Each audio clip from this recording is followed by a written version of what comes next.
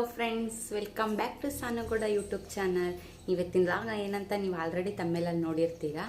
So ನನ್ನ pregnancy ಜರ್ನಿನ log ಮಾಡಾಕೋಣ ಅಂತ ತುಂಬ ಜನ ಡಿ ಎಮ್ ಮಾಡಿದ್ರಿ ಇನ್ಸ್ಟಾದಲ್ಲಿ. ಮ್ಯಾಮ್ ನಿಮ್ಮ ಪ್ರೆಗ್ನೆನ್ಸಿ ಜರ್ನಿ ಹೇಳಿ, ನಿಮ್ಮ ಬೇಬಿ ಆಗೋ ಟೈಮಲ್ಲಿ ಏನೇನಾಯಿತು, ನಿಮ್ಮ ಬ್ಲಡ್ ಎಷ್ಟಿತ್ತು ಅಂತೆಲ್ಲ ತುಂಬ ಜನ ಕೇಳಿದ್ದೀರಾ. ಸೊ ಅದ್ರ ಬಗ್ಗೆ ಒಂದು ಲಾಗ್ ಮಾಡಾಕೋಣ ಅಂತ ಆಗ್ತಾಯಿದ್ದೀನಿ ಅಷ್ಟೇ. ಸೊ ಈ ಲಾಗ್ನ ಎಲ್ಲೂ ಸ್ಕಿಪ್ ಮಾಡದೆ ಪೂರ್ತಿ ವಿಡಿಯೋ ನೋಡಿ. ಹಾಗೆ ನನ್ನ ಯೂಟ್ಯೂಬ್ ಚಾನಲ್ನ ಸಬ್ಸ್ಕ್ರೈಬ್ ಮಾಡ್ಕೊಳೋದನ್ನ ಮರಿಬೇಡಿ. ನೀವು ಸಬ್ಸ್ಕ್ರೈಬ್ ಮಾಡಿಕೊಂಡ್ರೆ ನಾನು ಮಾಡೋ ಫಸ್ಟ್ ವಿಡಿಯೋ ನೋಟಿಫಿಕೇಷನ್ ನಿಮಗೆ ಬರುತ್ತೆ, ನೀವು ನೋಡ್ಬೋದು. ಲೈಕ್ ಮಾಡಿ, ಶೇರ್ ಮಾಡಿ, ಆದಷ್ಟು ಕಮೆಂಟ್ ಮಾಡಿ. ಏನಾದರೂ ಮಿಸ್ಟೇಕ್ಸ್ ಇದ್ದರೆ ಕಮೆಂಟ್ ಮಾಡಿ ತಿಳಿಸಿ. ಸೊ ಇವಾಗ ವಿಡಿಯೋ ಮಾಡ್ತಾ ಇರೋದಲ್ವ, ಸೊ ಅಷ್ಟೊಂದು ನೀಟಾಗಿ ಮಾಡೋಕ್ಕೆ ಬರಲ್ಲ. ಎಲ್ಲಾದರೂ ಚಿಕ್ಕ ಪುಟ್ಟ ತಪ್ಪು ಮಾಡಿದರೆ ಕಮೆಂಟಲ್ಲಿ ತಿಳಿಸಿ. ಸೊ ಪ್ರೆಗ್ನೆನ್ಸಿ ಜರ್ನಿ ಅಂತ ಹೇಳಿದ್ರೆ ಎಲ್ಲರೂ ಆಲ್ರೆಡಿ ನಿಮಗೆಲ್ಲ ಗೊತ್ತಿರುತ್ತೆ, ಗೊತ್ತಿಲ್ದಿರೋರಿಗೆ ಅಷ್ಟೇ. ನಾನೇನು ತುಂಬ ಹೇಳೋಕ್ಕೋಗಲ್ಲ, ನನಗೆ ಅಷ್ಟೊಂದೇನು ಗೊತ್ತಿಲ್ಲ ಅದ್ರ ಬಗ್ಗೆ. ಏನಂತ ಹೇಳಿದ್ರೆ, ನಮ್ಮ ಪಾಪು ಪ್ರೆಗ್ನೆನ್ಸಿ ಜರ್ನಿ ಚೆನ್ನಾಗಿತ್ತು. ಸೊ ತುಂಬ ಚೆನ್ನಾಗಿ ಎಂಜಾಯ್ ಮಾಡಿದ್ದೀನಿ.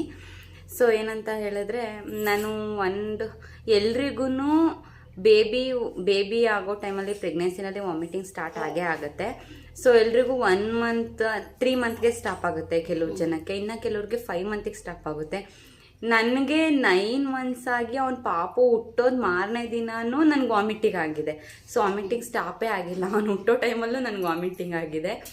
ಸೊ ಪ್ರೆಗ್ನೆನ್ಸಿ ಜರ್ನಿ ಚೆನ್ನಾಗಿತ್ತು. ನಾನು ಏನು ತಿಂದ್ರಿ, ಏನು ಮಾಡಿದ್ರಿ, ನಿಮ್ಮ ಪಾಪು ಕಲರ್ ಆಗೋಕ್ಕೆ ಏನು ತಿಂದ್ರಿ? ನಾನು ಏನೂ ತಿಂದಿಲ್ಲ. ತುಂಬ ಜನ ಹೇಳ್ತಾರೆ ಕೇಸರಿ ಕುಡಿಬೇಕು, ಹಾವಣ್ಣು ತಿನ್ನಬೇಕು, ಡ್ರ್ಯಾಗನ್ ಫ್ರೂಟ್ ತಿನ್ನಬೇಕು, ಅದು ತಿನ್ನಬೇಕು. ಸೊ ಹೆಲ್ತಿಗೆಲ್ಲ ಒಳ್ಳೇದು ಅಂತ ತಿನ್ನಬೇಕು.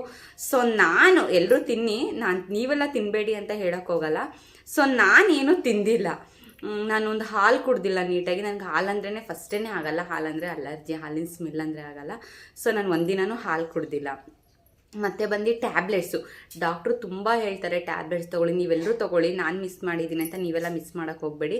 ನಾನು ಟ್ಯಾಬ್ಲೆಟ್ನ ತೊಗೊಂಬರ್ತಾ ಇದ್ದೆ, ಹಾಸ್ಪಿಟಲಿಂದ ಮನೆಗೆ ತೊಗೊಂಬರ್ತಿದ್ದೆ. 1 ದಿನ 2 ಡೇಸ್ ತೊಗೊತಿದ್ದೆ. ಸೊ 3ನೇ ದಿನ ತೊಗೊತಾ ಇರಲಿಲ್ಲ, ಅಲ್ಲಿಗೆ ಸ್ಟಾಪ್ ಮಾಡ್ತಿದ್ದೆ. ಸೊ ನಮ್ಮ ಮಮ್ಮಿ ದಿನಾ ಬೈಯೋರು, ಟ್ಯಾಬ್ಲೆಟ್ ತಗೋ ಹಾಗೆ ಹೀಗೆ ಅಂತ. ಸೊ ನಾನು ಟ್ಯಾಬ್ಲೆಟು ನೀಟಾಗಿ ತೊಗೊಂಡಿಲ್ಲ. ಬೇಬಿ ವೆಯ್ಟ್ ಗೇನ್ ಆಗೋಕ್ಕೆ ನನಗೆ 5 ಮಂತ್ಸ್ ಪ್ರೆಗ್ನೆನ್ಸಿ ಸ್ಕ್ಯಾನಿಂಗ್ ಚೆಕಪ್ಪಲ್ಲಿ ಬೇಬಿ ಬಂದು 1.5 kg ಇತ್ತು. ಸೊ ಡಾಕ್ಟ್ರು ಸ್ವಲ್ಪ ಇಂಪ್ರೂವ್ಮೆಂಟ್ ಆಗಬೇಕು ಅಂತ ಹೇಳಿದರು. ಸೊ 8 ಮಂತ್ಸಿಂದು ಸ್ಕ್ಯಾನಿಂಗಲ್ಲಿ 2.33 ಸಮಥಿಂಗ್ ಗ್ರಾಮ್ ಇತ್ತು. ಸೊ ಡಾಕ್ಟ್ರು ಪರವಾಗಿಲ್ಲ, ಬಟ್ ಆದರೆ ಇನ್ನೂ ಚೆನ್ನಾಗಿ ಆಗಬೇಕು, ಬೇಬಿ ವೆಯ್ಟ್ ಇನ್ನೂ ಜಾಸ್ತಿ ಆಗಬೇಕಂತ ಹೇಳಿದ್ರು. ಸೊ ಅದಾದಮೇಲೆ ಅವ್ನು ಡೆಲಿವರಿ ಟೈಮ್ ಅಷ್ಟೊತ್ತಿಗೆ 3.300 ಗ್ರಾಮ್ ಆಗಿದ್ದ, 3 kg 300 ಗ್ರಾಮ್ ಆಗಿದ್ದ. ಸೊ ಖುಷಿ ಆಯಿತು, ಯಾಕಂದರೆ ಚೆನ್ನಾಗಿ ಪರವಾಗಿಲ್ಲ ವೆಯ್ಟ್ ಎಲ್ಲ ಮಕ್ಕಳಿಗೂ ಹೋಲಿಸ್ಕೊಂಡ್ರೆ ಸ್ವಲ್ಪ ಎಲ್ಲರೂ ಇರ್ತಾರೆ. ಸ್ವಲ್ಪ ಪರವಾಗಿಲ್ಲ, ಚೆನ್ನಾಗಿ ವೆಯ್ಟ್ ಇದ್ದ. ವೆಯ್ಟ್ದೇನು ಪ್ರಾಬ್ಲಮ್ ಇಲ್ಲ. ಆಮೇಲೆ ಬಂದು ನಿಮ್ಮ ಪ್ರೆಗ್ನೆನ್ಸಿ ಡೆಲಿವರಿ ಟೈಮಲ್ಲಿ ಹೇಗಾಯಿತು, ನಿಮ್ಮ ಡೆಲಿವರಿ ಟೈಮಿಗೆ ಹೇಗೆ ನೀವು ಪ್ರಿಪೇರ್ ಮಾಡ್ಕೊಂಡ್ರಿ ಅಂತ. ಸೊ ಡೆಲಿವರಿ ಪೇಯ್ನ್ ನನಗೆ ಬಂದಿಲ್ಲ. ಎಲ್ರಿಗೂ ಪೇಯ್ನ್ ಬರುತ್ತೆ, ಹಾಸ್ಪಿಟಲ್ಗೆ ಅಡ್ಮಿಟ್ ಆಗ್ತಾರೆ, ಓಕೆ. ಸೊ ನನಗೆ ಡೆಲಿವರಿ ಪೇಯ್ನೇ ಬಂದಿಲ್ಲ. ಸೊ ಕೆಲವ್ರಿಗೆ ಹೊಟ್ಟೆ ನೋವು ಬರುತ್ತೆ, ಅವ್ರು ಹೋಗ್ತಾರೆ, ಅಡ್ಮಿಟ್ ಆಗ್ತಾರೆ, ಆಗುತ್ತೆ.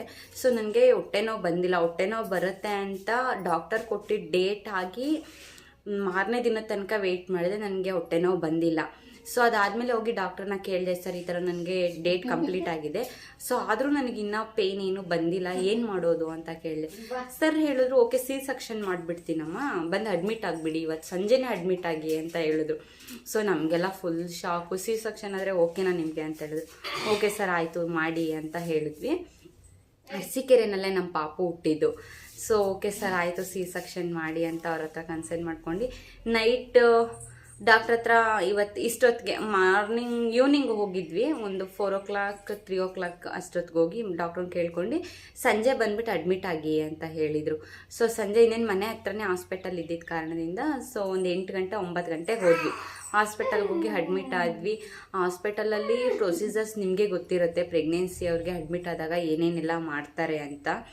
ಸೊ ಹೊಟ್ಟೆ ಕ್ಲೀನ್ ಮಾಡಿದ್ರು, ಆಮೇಲೆ ವಾಶ್ರೂಮ್ಗೆ ಹೋಗೋ ಜಾಗಕ್ಕೆ ಪೈಪ್ ಹಾಕ್ತಾರೆ, ಅದೆಲ್ಲ ನಿಮಗೆ ಗೊತ್ತಿರುತ್ತೆ. ಸೊ ಅದೆಲ್ಲ ಮಾಡಿದ್ರು. 8 o'clockಗೆ ನನಗೆ ಡೆಲಿವರಿ ಸೊ 8 o'clockಗೆ ನನಗೆ ಡೆಲಿವರಿ ಟೈಮ್ ಕೊಟ್ಟಿದ್ರು ಡಾಕ್ಟ್ರು. 8 o'clockಗೆಲ್ಲ ಡೆಲಿವರಿ ಮಾಡಿಬಿಡ್ತೀನಿ ಅಂತ. ಸೊ ನನಗಿಂತ ಫಸ್ಟ್ ಒಬ್ಬರು ಅಡ್ಮಿಟ್ ಆಗಿದ್ರು, ಅವ್ರಿಗೆ ಡೆಲಿವರಿಗೆ ಅಂತ ಕರ್ಕೊಂಡು ಹೋದ್ರು ಒಳಗಡೆ. ನನಗೂ ನೆಕ್ಸ್ಟ್ ನಿಮ್ಮದೇನೆ ಅಂತ ಹೇಳಿ ನಿಲ್ಲಿಸಿದ್ರು. ಓಕೆ ಸರ್ ಆಯಿತು ಅಂದೆ. ಅವ್ರಿಗೆ ಹೋಗಿ ಡೆಲಿವರಿ ಆಯಿತು, ಅವ್ರಿಗೆ ಹೆಣ್ಣು ಪಾಪು ಆಯಿತು. ಸೊ ಅವ್ರದ್ದು ಸ್ಟಿಚಿಂಗ್ ಆಗ್ತಾ ಇದ್ದಾರೆ. ಸೊ ನೀನು ಬಾಮ ಒಳಗಡೆ ಅಂತ ಕರೆದ್ಬಿಟ್ರು. ಸೊ ನನಗೆ ಪಾಪು ಅವ್ರದ್ದು ಹೊಟ್ಟೆದೆಲ್ಲ ನೋಡ್ಬಿಟ್ಟು ಫುಲ್ಲು ಶಾಕ್ ಆಗಿ ಫುಲ್ಲು ಬಿ ಪಿ ಜಾಸ್ತಿ ಆಗೋಯ್ತು. ಅಲ್ಲಿ ಹೋದ್ರು, ನನ್ನ ಮಲಗಿಸ್ಕೊಂಡ್ರು, ಬಿ ಪಿದೆಲ್ಲ ಕೈಗೆಲ್ಲ ಹಾಕ್ತಾರೆ. ಸೊ ಹಾಕಿದ ತಕ್ಷಣ ಟ್ವಿನ್ ಟ್ವಿನ್ ಟ್ವಿನ್ ಟ್ವಿನ್ ಅಂತ ಫುಲ್ಲು ಬಡ್ಕೊಳಕ್ಕೆ ಶುರು ಆಯಿತು. ಏನಕ್ಕೆ ಇಷ್ಟೊಂದು ಟೆನ್ಷನ್ ಆಗಿದೆಯಾ, ಏನಕ್ಕೆ, ಯಾಕೆ ಇಷ್ಟೊಂದು ಟೆನ್ಷನ್ ಆದರೆ ಆಗಲ್ಲಮ್ಮ, ಹಾಸನಿಗೆ ಕಳಿಸ್ಬೇಕಾಗತ್ತೆ, ಹಾಗೆ ಹೀಗೆ ಅಂತೆಲ್ಲ ಡಾಕ್ಟ್ರು ಸ್ವಲ್ಪ ಬೈದರು. ಹೋಗಿ ಸ್ವಲ್ಪ ಹೊತ್ತು ಕುತ್ಕೋ ಹೋಗು ಹೊರಗಡೆ, ಆರಾಮಾಗಿ ಕಾಮ್ ಡೌನ್, ಆರಾಮಾಗಿರೋ ನೀನು, ಆ ಥರ ಬಿ ಪಿ ಜಾಸ್ತಿ ಆದರೆ ಮಾಡೋಕ್ಕಾಗಲ್ಲ ಅಂತ ಹೇಳಿದ್ರು. ಆಯಿತು ಸರ್ ಅಂತ ಹೋಗಿ ಕೂತ್ಕೊಂಡೆ. 8 ಗಂಟೆಯಿಂದ ನನ್ನನ್ನು 10 ಗಂಟೆ ತನಕ ಕೂರಿಸಿದ್ದಾರೆ. 10 ಗಂಟೆ ತನಕ ಕೂರಿಸಿ 10 ಕಾಲ್ಗೆ ನನ್ನನ್ನು ಒಳಗೆ ಕರೆದ್ರು. ಓಕೆ ಬಾ ಅಂತ ಅನಸ್ತೇಷಿಯಾ ಇಂಜೆಕ್ಷನ್ ಕೊಟ್ಟರು, ಸ್ಟಾರ್ಟ್ ಮಾಡಿದ್ರು. ಪಾಪು 10:58ಕ್ಕೆ ನನಗೆ ಪಾಪು ಆಯಿತು. ಸೊ ಡಾಕ್ಟ್ರು ಗಂಡು ಪಾಪು ಕಣಮ್ಮ ಅಂತ ಹೇಳೋದು. ಸೊ ಖುಷಿ ಆಯಿತು. ಪಾಪು ಎಲ್ಲ ಚೆನ್ನಾಗಿತ್ತು. ಸೊ ಪ್ರೆಗ್ನೆನ್ಸಿ ಜರ್ನಿ ಹೇಳೋ ಥರ ಏನಿಲ್ಲ, ಎಲ್ರಿಗೂ ಗೊತ್ತಿರೋ ಹಾಗೇ ಆರಾಮಾಗಿರಿ, ಚೆನ್ನಾಗಿ ಊಟ ಮಾಡಿ, ಚೆನ್ನಾಗಿ ಓಡಾಡಿ, ವಾಕ್ ಮಾಡಿ, ಜಾಸ್ತಿ ಸ್ವಲ್ಪ ಬಗ್ಗಿ ಎದ್ದು ಕೆಲಸ ಮಾಡಿ, ಹಂಗಂತ ಸ್ವಲ್ಪ ಕೆಲಸ ಮಾಡಿ, ಜಾಸ್ತಿ ಮಾಡಬೇಡಿ. ನಾನಂತೂ ಏನು ಕೆಲಸ ಮಾಡೇ ಇಲ್ಲ, ಯಾಕೆ ಸುಳ್ಳು ಹೇಳಬೇಕು.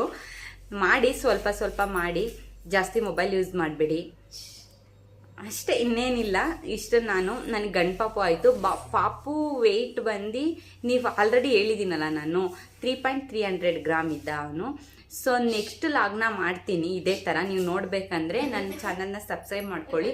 ಅವನಿಗೆ ಏನೆಲ್ಲ ಆಯಿತು, ಅವ್ನು ವೆಯ್ಟ್ ಎಷ್ಟಿದ್ದ, ಅವ್ನ ಹೈಟ್ ಎಷ್ಟಿದ್ದ ಹುಟ್ಟಿದಾಗ, ವೆಯ್ಟ್ ಆಲ್ರೆಡಿ ಹೇಳ್ಬಿಟ್ಟಿದ್ದೀನಿ. ಮತ್ತು ಅವನಿಗೆ ಇನ್ಫೆಕ್ಷನ್ ಆಗಿತ್ತು, ಇನ್ಫೆಕ್ಷನ್ ಎಷ್ಟು % ಆಗಿತ್ತು, ಇನ್ಫೆಕ್ಷನ್ ಆದಮೇಲೆ ಏನು ಪ್ರಾಬ್ಲಮ್ ಆಯಿತು, ಹಾಸ್ಪಿಟಲಲ್ಲೆಲ್ಲ ಏನೇನೆಲ್ಲ ಅನುಭವಿಸಿದ್ವಿ ನಾವು, ಎಷ್ಟು ಕಣ್ಣೀರು ಹಾಕಿದ್ವಿ, ಇಷ್ಟೊಂದು ಅದನ್ನು ನೆಕ್ಸ್ಟ್ ಲಾಗಲ್ಲಿ ಮಾಡ್ತೀನಿ. ಇದೇ ಥರ ನನ್ನ ಲಾಗ್ನ ನೋಡ್ತಾ ಇರಿ, ಸಪೋರ್ಟ್ ಮಾಡ್ತಾರೆ. ಹಾಗೆ ಬೆಲ್ಲೈಕನ್ನ ಟಚ್ ಮಾಡೋದನ್ನ ಮರಿಬೇಡಿ, ಸಬ್ಸ್ಕ್ರೈಬ್ ಮಾಡ್ಕೊಳ್ಳಿ. ನಾನು ಮಾಡೋ ವಿಡಿಯೋ ನೋಟಿಫಿಕೇಷನ್ ನಿಮಗೆ ಬರುತ್ತೆ. Thank you so much.